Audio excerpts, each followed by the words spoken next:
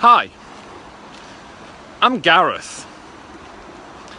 I've been training accountants for over 20 years now, and something I've noticed, particularly in the last few years, is the increasing proportion of those trainee accountants who are doing it as apprentices. I was at an employer event at one of the First Intuition offices this week, and it became clear to me that for some of the employers they had quite an outdated, quite an old-fashioned view of what an apprenticeship was, and particularly of who an apprentice was likely to be. Some of those employers clearly felt that an apprentice was likely to be somebody who perhaps left school with limited academic achievements, perhaps with limited academic ability, perhaps somebody who had no other options but becoming an apprentice. They felt that perhaps an apprentice would become a general dog's body around the office, potentially even a burden on the people that they worked with. And my experience over the last few years is that's actually nothing like the truth. Apprentices can be hugely valuable in organisations, and they can prove a really brilliant talent pipeline for bringing enthusiastic, young, capable employees into a workplace.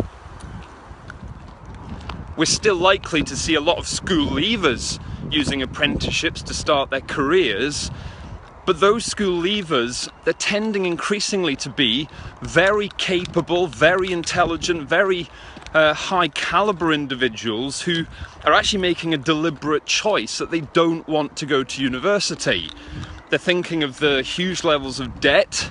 I believe that now it's on average more than £40,000 that graduates are leaving university with, and let's be honest, degrees don't guarantee you a job, so I think a lot of people are seeing that that's not brilliant value. They'd rather get into a vocational qualification, something like AAT for instance. They'd rather be in the workplace earning money than racking up debt.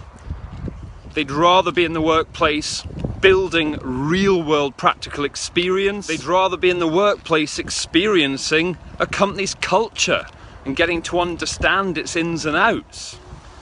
And I see increasing numbers of very ambitious youngsters with huge potential who are using their apprenticeships as a starting point to their finance careers, and who are expecting to move on to the full chartered qualifications such as CIMA, ACCA or ICAEW.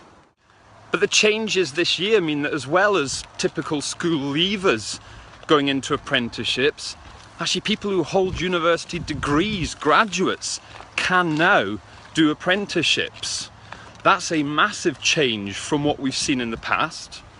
Now, particularly think that levy-paying employers, particularly those who perhaps have graduate recruitment schemes, whether it's into their finance departments or anywhere else, will be looking to use their levy contributions to help fund the training of those graduates through apprenticeships.